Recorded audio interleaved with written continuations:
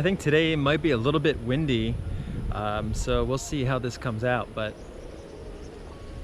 this is the follow-up on that last vlog that I made yesterday, and with gold consolidating today, that we might see a little bit of a pushback and then start going up again. So what's happening right now is, of course, don't take this and go out and trade and make some bad trades just because I'm talking about it here. But what's happening right now is the consolidation of the gold and silver gains that have been crazy over the past few days. So we're probably going to see a little bit of a pullback maybe in the next couple days, and we'll see how things go. But we could start seeing a push back up just pretty quickly here.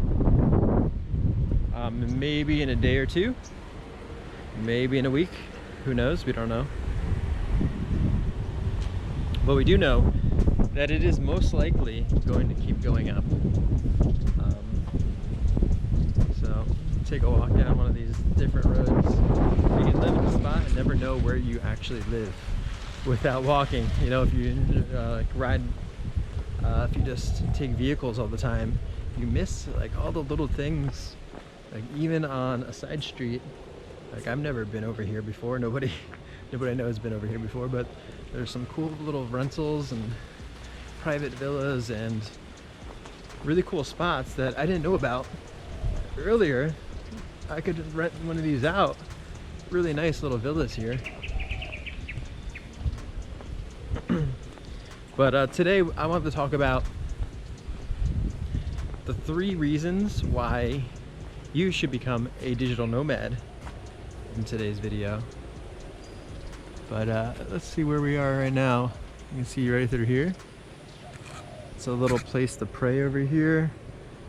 Rice paddies and some really cool looking villas, apartments. So probably make a video over here, so it's fun. So the 3 reasons why you should become a digital nomad. Number 1, the benefits are insane with taxes. So if you're outside of your country and you stay outside of the United States for 330 days, if you stay outside of other countries, if you're a resident of another country and a citizen of another country, if you stay outside of the country, you're not subject to a lot of taxes.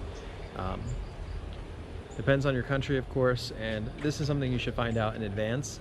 Usually, like, it goes by the tax year, so you want to start it at a certain date and start living that digital nomad lifestyle at a certain date, and then set up a plan.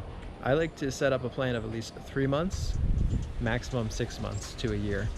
If you have more than a year plan out, as far as like where you're gonna live, where you're gonna travel to, that's too much.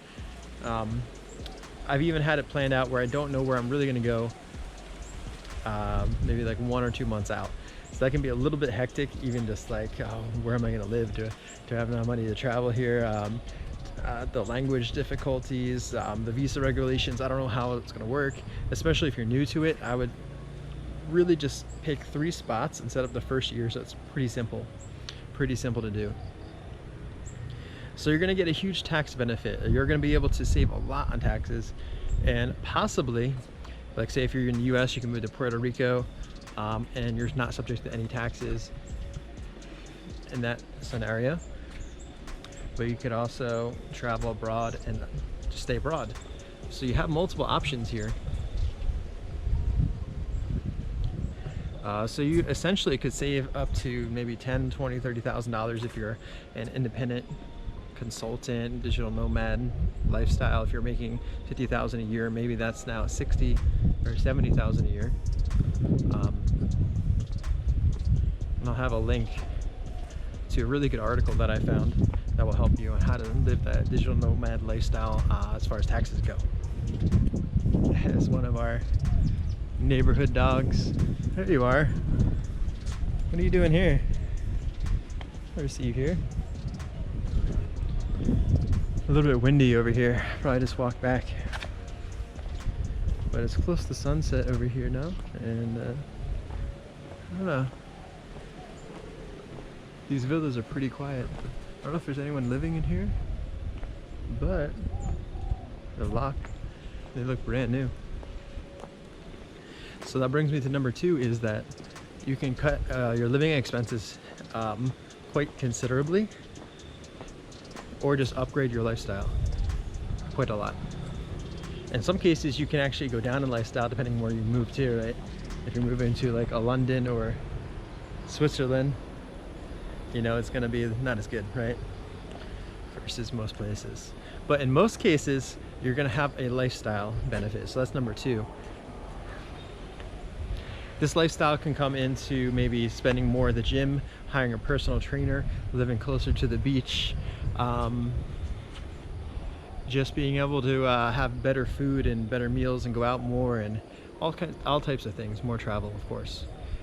Which leads me to number 3, is the ability to grow as a person immensely.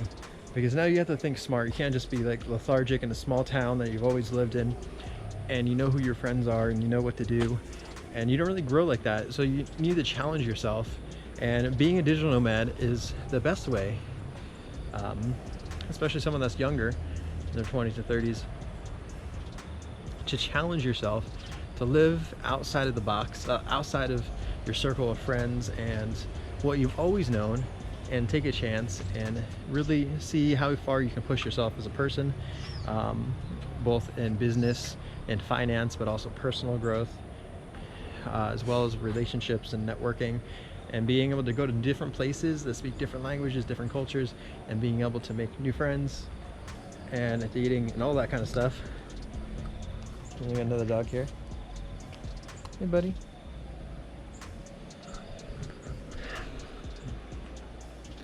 So that's my top 3. We have taxes. You're going to save so much money. Number 2, you're going to get a lifestyle change, bumping up your lifestyle, especially say like you're in Canggu here in Bali. It's one of the best destinations, but it's not the only one by far. There's plenty of other destinations that are up and coming. And number 3 is the ability to grow. And you can travel to where people are that you want to work with. So you're not stuck in one spot. So I mean, things are going more remote. 50 million Americans are now out of work. People are looking to travel and work more online.